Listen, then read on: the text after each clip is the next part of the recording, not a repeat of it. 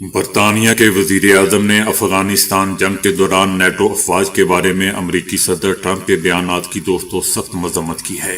امریکی صدر ٹرمپ نے کہا تھا، جیسا کہ میں پہلے بتا چکا ہوں کہ افغانستان میں غیر امریکی نیٹو فوجی محاذ جنگ سے بہت پیچھے رہے تھے۔ برطانوی وزیر اعظم کا کہنا تھا کہ میں ٹرمپ کے اس بیان کو توہین آمیز اور سچ کہوں تو انتہائی افسوسناک اور گھٹیا سمجھتا ہوں۔ ان کا کہنا تھا کہ انہیں اس بات پر حیرت نہیں کہ ان بیانات سے ملک بھر میں شدید دکھ اور تکلیف کا احساس پیدا ہوا ہے۔ دوستو، یاد رہے کہ یہ برطانیہ وہی ہے جس نے عراق کو تباہ و برباد کر دیا تھا، اس کا ستیہ ناش کر دیا تھا، صرف اس بات پر، صرف اس من گڑت جھوٹی کہانی کو جواز بناتے ہوئے کہ عراق ہتھیار بنا رہا ہے، جوہری ہتھیار بنا رہا ہے۔ بہرحال برطانوی وزیر اعظم افغانستان میں ہلاک ہونے والے برطانوی مسلح افواج کے 457 اہلکاروں کو خراج عقیدت پیش کرتے ہوئے ان کا کہنا تھا کہ برطانیہ ان کی قربانی کو کبھی فراموش نہیں کرے گا۔ جب ان سے پوچھا گیا کہ بعض حلقے صدر ٹرمپ سے معافی کا مطالبہ کر رہے ہیں تو وزیر اعظم نے اس موقف سے اتفاق کا اشارہ دیا، تاہم برطانوی وزیر اعظم نے براہ راست معافی کا مطالبہ نہیں کیا۔ ان کا کہنا تھا کہ اگر میں نے اس طرح کی بات کی ہوتی تو ایسے الفاظ استعمال کیے ہوتے تو میں یقیناً معذرت کرتا۔ دوستو، یاد رہے کہ ایک انٹرویو میں صدر ٹرمپ نے کہا تھا کہ وہ یقین سے نہیں کہہ سکتے کہ اگر امریکہ کو کسی بڑے خطرے کا سامنا ہوا تو نیٹو اس کے دفاع کے لیے امتحان پر پورا اترے گا۔ ٹرمپ کا یہ بھی کہنا تھا کہ ہمیں کبھی ان کی ضرورت نہیں پڑی، وہ کہیں گے کہ انہوں نے افغانستان میں کچھ فوجی بھیجے اور بھیجے بھی، لیکن وہ ذرا پیچھے رہے، محاذ جنگ سے بہت دور۔ صدر ٹرمپ نے ایک بار پھر نیٹو کے اتحادی ممالک پر تنقید کرتے ہوئے دعویٰ کیا ہے کہ افغانستان میں طالبان کے خلاف جنگ کے دوران نیٹو کے غیر امریکی فوجی محاذ جنگ سے کچھ پیچھے رہے اور وہ فرنٹ لائن پر نہیں تھے۔ صدر ٹرمپ کا کہنا تھا کہ نیٹو کی جانب سے باہمی دفاع کی شق صرف ایک بار استعمال کی گئی، جو 11 ستمبر کی تخریب کاری حملوں کے بعد عمل میں آئی، جب رکن ممالک نے افغانستان میں ہزاروں فوجی تعینات کیے، تاہم ان کے بقول اتحادی ممالک کی شمولیت محدود نوعیت کی تھی، جبکہ فرنٹ پہ ہمیشہ ہی امریکہ لڑتا رہا ہے اور آگے بھی لڑتا رہے گا۔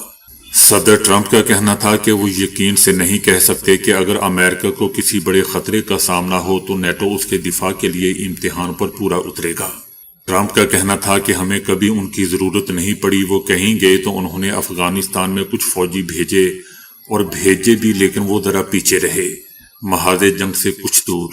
صدر ٹرمپ کا کہنا تھا کہ شاید ہمیں نیٹو کو آزمانا چاہیے تھا، آرٹیکل 5 نافذ کرتے اور نیٹو کو مجبور کرتے کہ وہ یہاں آ کر ہماری جنوبی سرحد کو غیر قانونی تارکین وطن کی مزید در اندازی سے بچاتا، تاکہ ہمارے اہلکار بھی دیگر ذمہ داریوں کے لیے دستیاب ہوتے۔ دوستو، یاد رہے کہ افغانستان میں 20 سالہ جنگ کے دوران مجموعی طور پر 3486 نیٹو فوجی ہلاک ہوئے، جن میں 2461 امریکی فوجی تھے۔ اس جنگ میں 457 برطانوی فوجی ہلاک ہوئے، جبکہ 2000 دیگر فوجی اور شہری ہلاک اور زخمی ہوئے۔ برطانیہ نے ایران اور امریکہ کی کشیدگی کے باعث قطر میں لڑاکا طیارے تعینات کر دیے ہیں۔ برطانوی فضائیہ نے قطر میں 4 ٹائفون لڑاکا طیارے تعینات کیے ہیں۔ برطانیہ کا کہنا ہے کہ قطر میں لڑاکا طیارے دفاعی مقصد کے تحت بھیجے گئے ہیں۔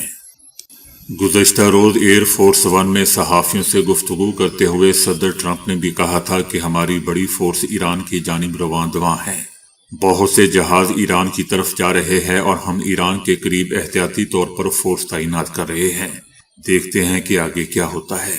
ویسے تو دوستو، صدر ٹرمپ پر کوئی بھروسہ نہیں ہے، لیکن انہوں نے کہا تھا کہ وہ ایران کے خلاف مزید فوجی کارروائی نہیں کریں گے، تاہم اگر ایران نے اپنا جوہری پروگرام دوبارہ شروع کیا تو امریکہ جواب دے گا۔